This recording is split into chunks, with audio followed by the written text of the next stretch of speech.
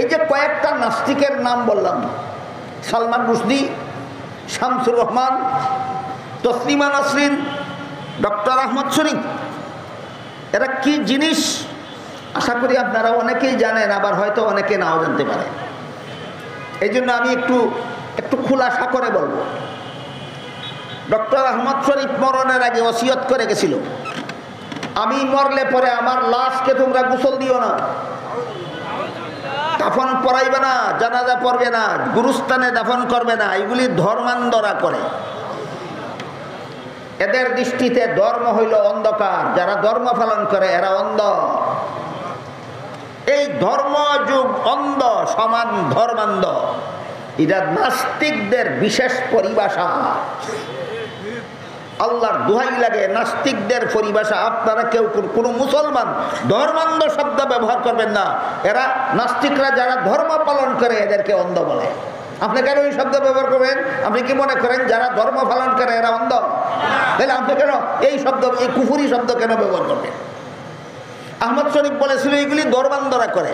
ধর্মান্ধদের বিশ্বাস হলো যে এইভাবে প্রক্রিয়াগতভাবে মুর্দা কবরে দাফন করলে মুনকার নাকির ফিরিস্তা এসে তাকে জীবিত করে 3টা সওয়াল করবে, জবাব দিতে পারলে জান্নাতি সাব্যস্ত হবে, কবরের আযাব গজব থেকে মুক্তি পাবে।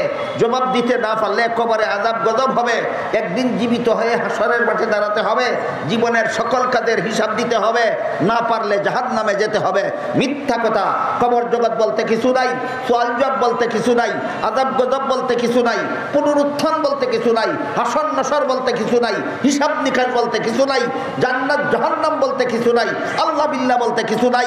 খামোখা আমাকে কেন এই প্রক্রিয়া ভাবে দাফন করবে? তাই আমাকে গোসল দিও না, কাফন পরাইও না, জানাজা পড়ো না, গুরুস্থানে দাফন করো না, হাসপাতালে দান করে দিই। ডক্টর আহমদ শরীফের ওসিয়ত মতো তাকে হাসপাতালেই দান করে দেওয়া হয়েছিল। না গোসল হয়েছে, না কাফন, না জানাজা, না গুরুস্থান। এবার আমি আপনাদের জিজ্ঞাসা করব, আমাদের দেশে কৃষকরা যে সমস্ত বলদের দ্বারা হাল চাষ করে, কোনো সময় এই সমস্ত বলদ কোনো কারণবশত হঠাৎ করে মরে যায় কিনা? বলেন, হালের বলদ মরে গেলে কেউ গোসল দেয়, কেউ কাফন পরায়, কেউ জানাজা পড়ে, কেউ গুরুস্থানে দাফন করে? এলে আহমদ শরীফ মরলেও গোসল নাই, বলদ মরলেও গোসল নাই। আহমদ শরীফেরও কাফন নাই, বলদেরও কাফন নাই।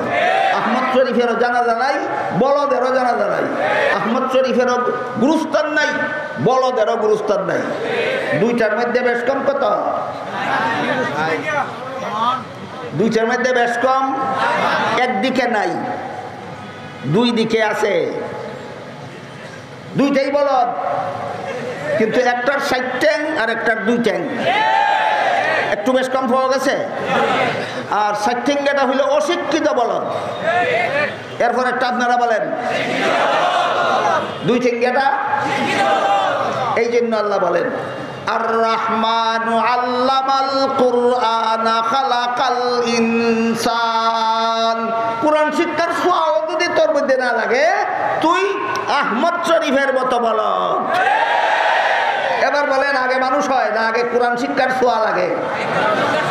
এই কোরআন শিক্ষার ছোঁয়া যেন বাংলাদেশের 17 কোটি মুসলমানের অন্তরে লাগে, এই সুদূর প্রসারী পরিকল্পনা নিয়েই সিলেট আলিয়া মাদ্রাসার মাঠে খাদিমুল কোরআন পরিষদের এই তফসিরুল কোরআন সম্মেলনের ব্যবস্থা চালু হয়েছিল।